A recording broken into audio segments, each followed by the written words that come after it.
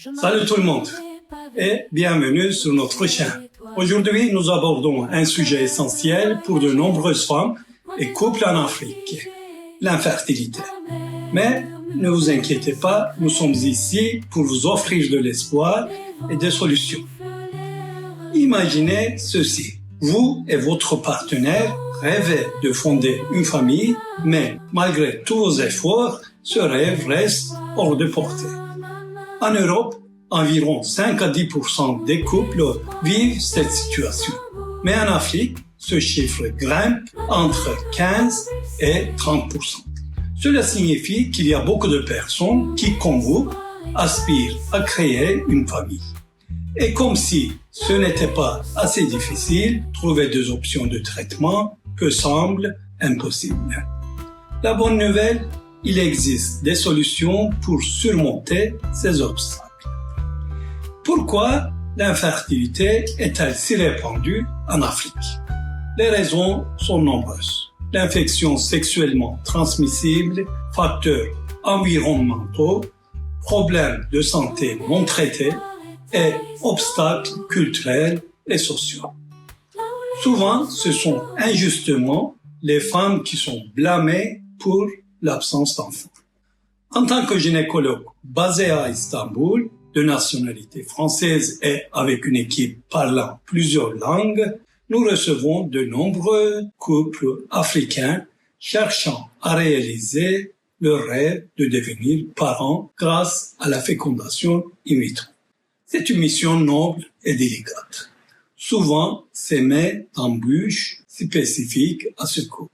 Dans cette vidéo, nous allons explorer les obstacles uniques rencontrés par les couples africains en quête de FIV et proposer des solutions pour améliorer leur expérience et leurs chances de succès. Attachez-vous aux ceintures pour un voyage instructif dans le monde de FIV pour les couples africains.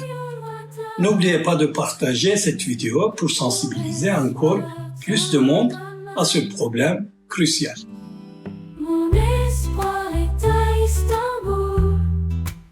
Les infections sexuellement transmissibles mal soignées sont l'une des principales causes d'infertilité en Afrique.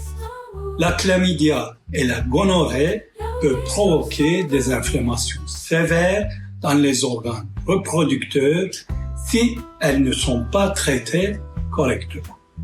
Ajoutez à cela des avortements pratiqués dans des conditions douteuses et des accouchements dans des environnements peu hygiéniques et vous avez un cocktail explosif pour l'infertilité. Les fibromes utérins sont également plus fréquents chez les femmes africaines.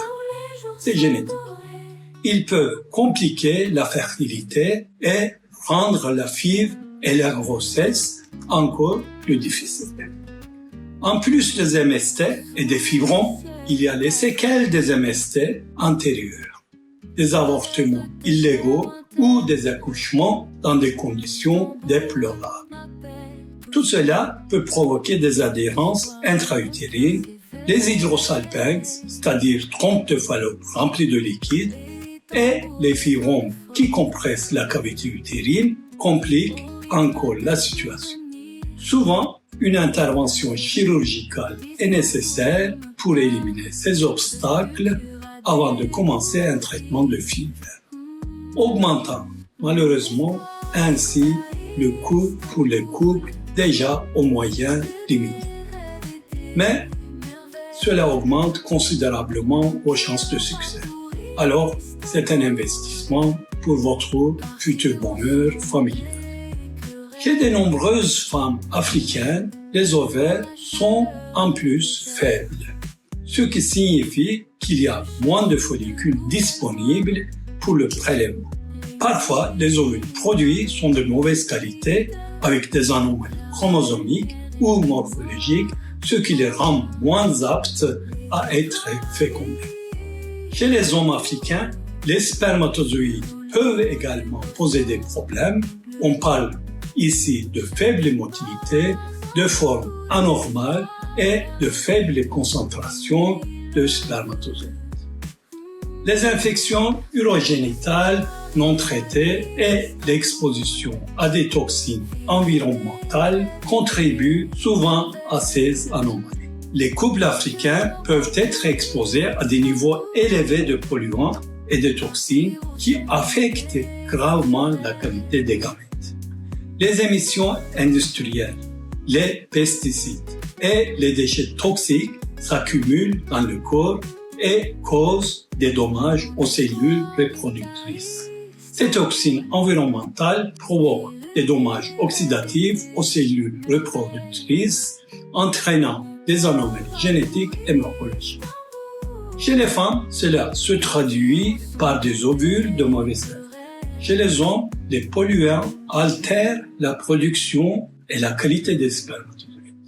Imaginez devoir courir un marathon avec le poids des attentes de votre communauté sur vos épaules.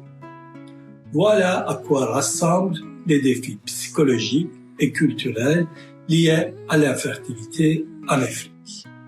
Dans de nombreuses cultures africaines, la fertilité est perçue comme une médaille d'or, surtout pour les femmes. Le manque d'enfants peut être perçu comme un échec personnel et la pression sociale intense qui en découle peut être écrasante. Le couple se retrouve souvent à devoir cacher leurs difficultés, transformant leur parcours vers la FIV en un secret bien gardé, ajoutant une couche de stress et d'isolement. La barrière de la langue peut aussi compliquer les choses. Même si notre équipe parle couramment le français, l'anglais et l'arabe, les nuances culturelles et linguistiques peuvent parfois transformer une simple consultation en un jeu de téléphone arabe grandeur nature. Pour améliorer l'expérience de FIV, il est essentiel de procéder à une évaluation détaillée des antécédents médicaux des patients pour identifier et traiter les infections et autres conditions préexistantes avant de commencer la procédure de FIV. Des tests approfondis pour détecter les MST et les fibromes suivis de traitements appropriés peuvent grandement améliorer les chances de succès. En parlant de communication, pour éviter les malentendus dans le cadre médical, nous avons une équipe multilingue. Nous parlons français, l'anglais et arabe, ce qui permet de fournir des informations claires et traduites sur les procédures et les soins post-traitement. Pour maximiser les chances de réussite, nous proposons de réaliser fréquemment des FIV et de congeler tous les embryons. Ensuite, nous différons le transfert d'embryons jusqu'à ce que les conditions préexistantes, comme l'hydrosalpinx, les fibromes ou encore les synéchies, soient traitées. Cette approche permet de préparer le corps de la meilleure façon possible avant de procéder au transfert des embryons, augmentant ainsi les chances de succès. Des couples africains qui viennent à Istanbul, chez nous, pour la FIV, font face à des défis uniques qui nécessitent une approche sur mesure. Mais ne vous inquiétez pas, nous sommes là, je suis là, pour transformer cette aventure en une expérience aussi agréable que possible. Imaginez ceci, vous arrivez à Istanbul, prêt à affronter l'infertilité comme un super-héros. Nous savons que les obstacles sont nombreux, mais avec des évaluations médicales rigoureuses et un soutien psychologique à la hauteur, vous serez prêt à tout. Notre équipe multilingue est aussi là pour vous, que vous parliez français, l'anglais, arabe ou même le langage des sourires.